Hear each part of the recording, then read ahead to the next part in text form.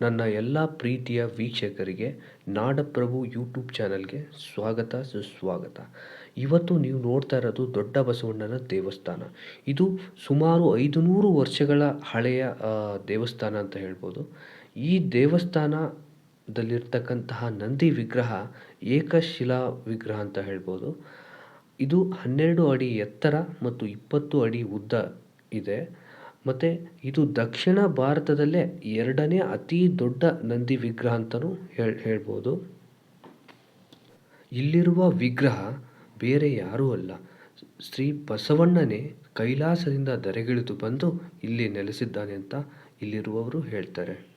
ಈ ದೇವಸ್ಥಾನದ ಹಿಂದೆ ಒಂದು ರೋಚಕವಾದಂತಹ ಕತೆ ಇದೆ. ಅದೇನಪ್ಪ ಅಂತಂದರೆ, ಸುಮಾರು 500 ವರ್ಷಗಳ ಹಿಂದೆ ಈ ಬಸವನಗುಡಿಯಲ್ಲಿ ರೈತರು ಅವರು ಕಡಲೆಕಾಯಿಯನ್ನು ವ್ಯವಸಾಯ ಮಾಡ್ತಾಯಿದ್ರು. ಆ ಸಮಯದಲ್ಲಿ ಸ್ವತಃ ಬಸವಣ್ಣ ಕೈಲಾಸದಿಂದ ಧರೆಗಿಳಿದು ಬಂದು ರೈತರು ಬೆಳೆದಿರ್ತಕ್ಕಂಥ ಕಡಲೆಕಾಯಿಯನ್ನು ಎಲ್ಲನೂ ತಿಂದು ಮುಗಿಸ್ತಾ ಇದ್ದಾರಂತೆ. ಹಾಗಾಗಿ ರೈತರಿಗೆ ಕಡಲೆಕಾಯಿ ಉಳಿತಾ ಇರಲಿಲ್ಲಂತೆ. ಅವ್ರಿಗೆ ಮಾರಾಟ ಮಾಡೋಕ್ಕಾಗಲಿ ಅಥವಾ ಮನೆಗೆ ಉಪಯೋಗಿಸ್ಕೊಳ್ಳೋಕ್ಕಾಗಲಿ ಯಾವುದಕ್ಕೂ ಉಳಿತಾ ಇರಲಿಲ್ಲಂತೆ. ಸೊ ಹಾಗಾಗಿ ರೈತರು ಬಸವಣ್ಣನಲ್ಲಿ ಒಂದು ಬೇಡಿಕೆ ಇಡ್ತಾರೆ. ಏನಪ್ಪ ಅಂತಂದರೆ, ಬಸವಣ್ಣ, ನೀವು ನಮ್ಮ ಬೆಳೆಗಳನ್ನು ನಾಶ ಮಾಡದೇ ಇದ್ದರೆ ನಾವು ನಿಮಗೆ ಕಡಲೆಕಾಯಿಂದ ಅಭಿಷೇಕ, ನೈವೇದ್ಯ, ಪ್ರಸಾದ ಮತ್ತು ಇನ್ನಿತರ ಕಾರ್ಯಗಳನ್ನು ಮಾಡ್ತೀವಿ ಅಂತ ಆ ಬಸವಣ್ಣನಲ್ಲಿ ಬೇಡ್ಕೊಳ್ತಾರೆ. ಅದಾದ ನಂತರ ಸ್ವತಃ ಬಸವಣ್ಣ ಅದಕ್ಕೆ ಒಪ್ಪಿಕೊಂಡು ತಾನೇ ಬಂದು ಈ ದೇವಸ್ಥಾನದಲ್ಲಿ ನೆಲೆಸಿದ್ದಾನೆ ಅಂತ ಒಂದು ವದಂತಿ ಇದೆ.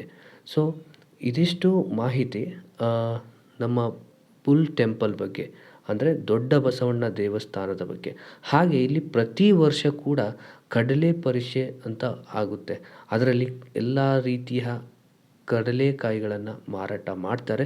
ನೀವು ಪ್ರತಿ ವರ್ಷ ಕೂಡ ಇಲ್ಲಿ ಬಸವನ ಗುಡಿಗೆ ಬಂದರೆ ಕಡಲೆಕಾಯಿ ಪರಿಷೆಯನ್ನು ನೋಡ್ಬೋದು. ಹಾಗೆ ವಿಧ ವಿಧವಾದಂತಹ ಕಡಲೆಕಾಯಿನ ತಿನ್ಬೋದು ಅಂತ ಹೇಳ್ತಾ ನನ್ನ ಈ ವಿಡಿಯೋನ ನಾನು ಅಂತ್ಯ ಮಾಡ್ತಾಯಿದ್ದೀನಿ.